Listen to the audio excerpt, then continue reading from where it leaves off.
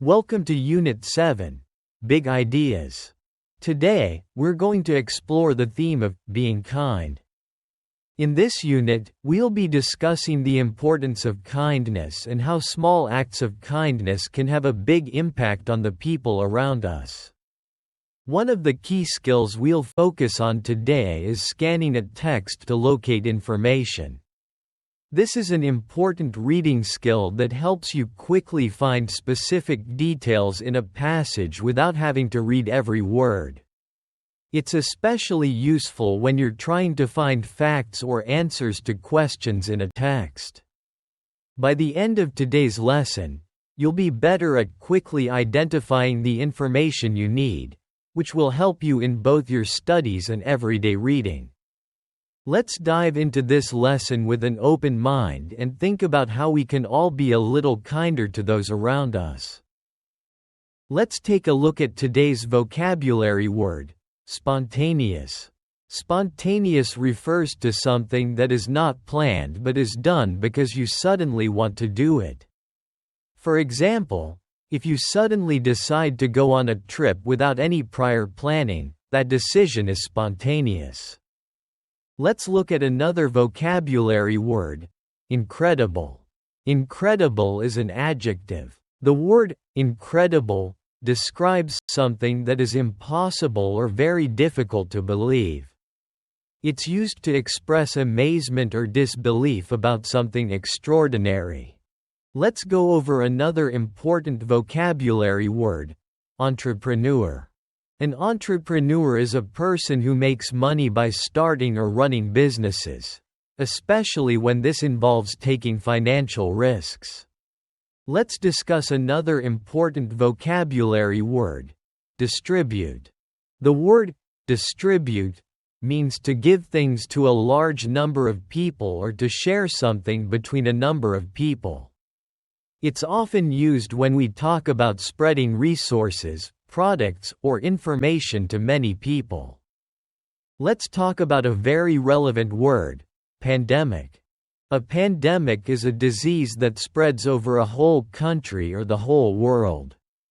It's different from an epidemic, which might only affect a specific region or community. A pandemic has a much wider impact, often affecting millions of people globally. Let's take a look at the word unemployed. The word unemployed describes someone who is without a job although able to work. It refers to people who are looking for work but haven't found a job yet. Now let's talk about the word surgery.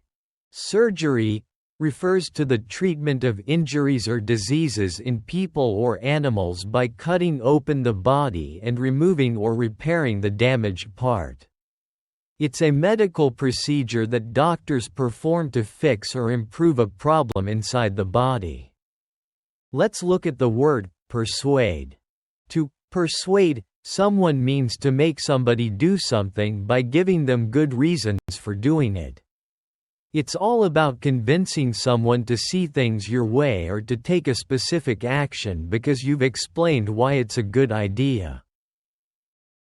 Let's talk about the word encourage. To encourage someone means to give somebody support, courage, or hope. It's about making someone feel more confident or motivated to do something. Here's a summary of all the vocabulary words we've covered today. Let's go over them together one more time to make sure we've got them all down. Spontaneous. Something done without planning because you suddenly want to do it. Incredible. Something so amazing or unbelievable that it's hard to accept as true. Entrepreneur. A person who starts or runs businesses, especially one who takes on financial risks. Distribute. To give things to a large number of people or to share something between people. Pandemic. A disease that spreads over a whole country or the whole world. Unemployed. Without a job although able to work. Surgery. A medical procedure involving cutting open the body to treat injuries or diseases. Persuade.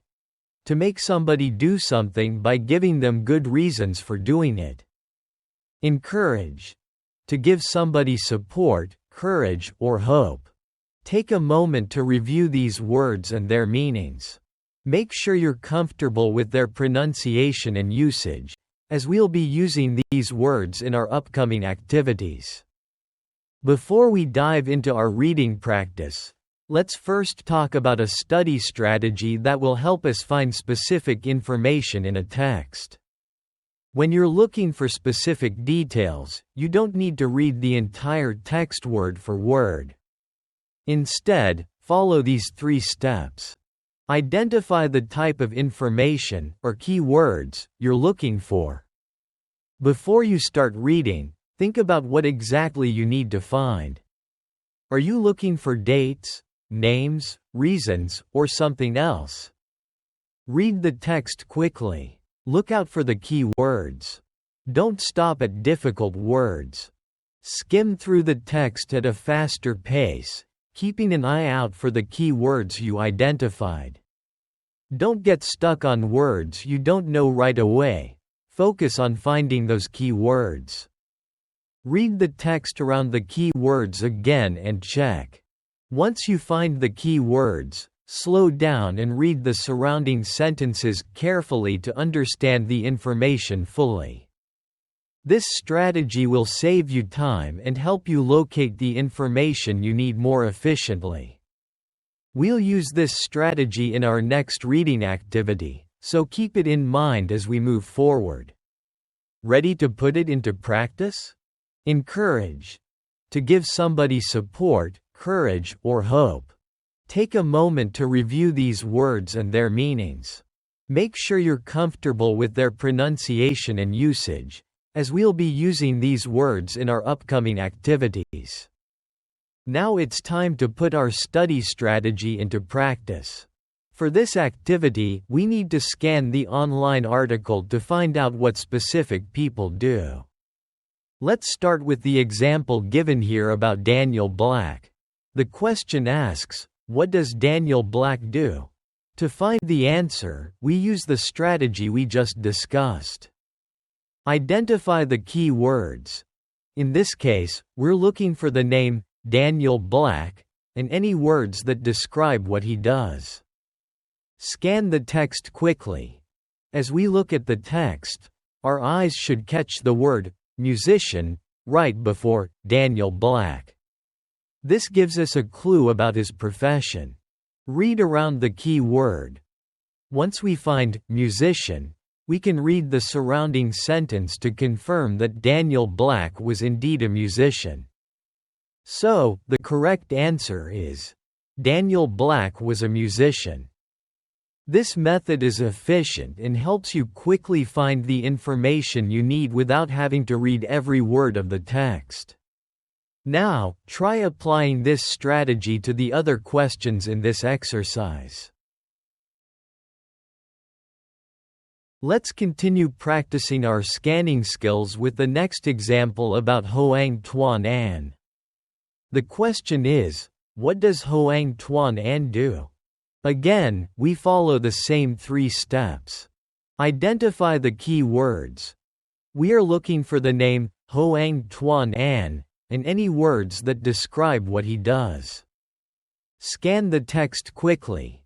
As we scan the text, we find the phrase, a Vietnamese entrepreneur in Ho Chi Minh City. This gives us the key information about his profession. Read around the key word.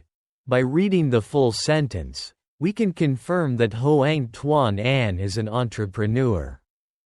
So, the correct answer is, Hoang Tuan An was an entrepreneur. This strategy helps you efficiently find the information you need. Now, continue scanning the rest of the text to find out more about the other individuals mentioned. Let's continue our scanning practice with the example of Glenn James. The question here asks, what did Glenn James do before? We can find the answer by following our usual 3 steps. Identify the key words. We're looking for the name, Glenn James, and words that describe what he did. Scan the text quickly. As we scan the text, we come across the phrase, Glenn James, an unemployed and homeless office worker. This tells us what his profession was before he became homeless. Read around the key word.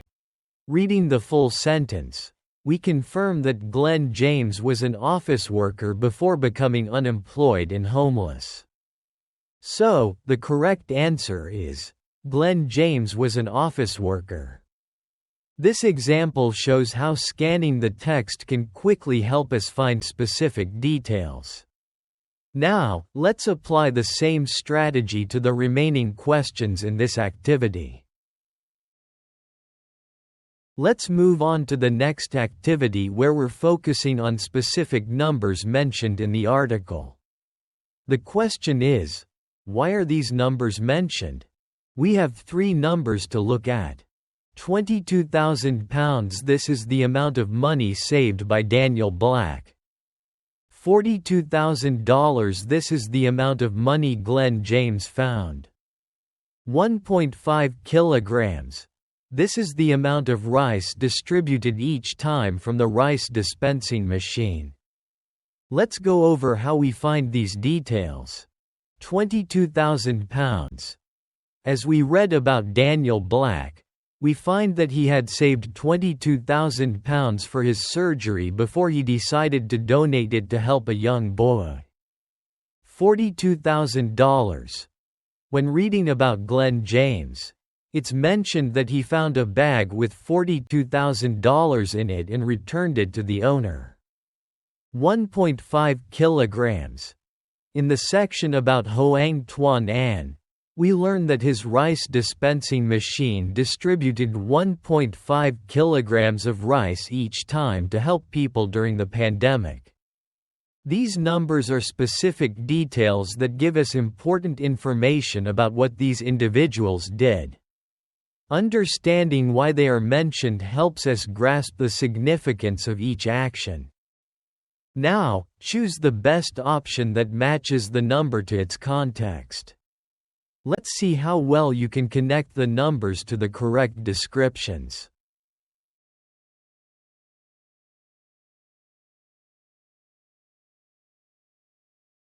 Let's move on to the next activity, where we'll determine if the statements about the article are true or false. If the statement is false, we'll correct it to make it true. The writer doesn't believe that there are advantages to being kind. The correct answer is false. The article actually suggests the opposite, that, sometimes a spontaneous act of kindness can change another person's life. This shows that the writer believes in the positive impact of kindness. Daniel Black and the boy both got the medical treatment they needed. This is also false. Daniel Black donated all his money to the boy's surgery, but the article does not mention that Daniel Black got his surgery. So, the correct statement would be that the boy got the medical treatment he needed thanks to Daniel's donation.